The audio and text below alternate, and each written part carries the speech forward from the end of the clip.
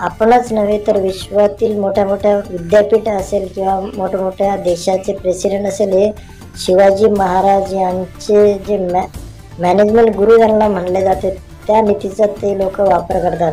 तर आपण सुद्धा वापर करायला पाहिजे आणि त्यांच्याकडून प्रेरणा घ्यायला पाहिजे.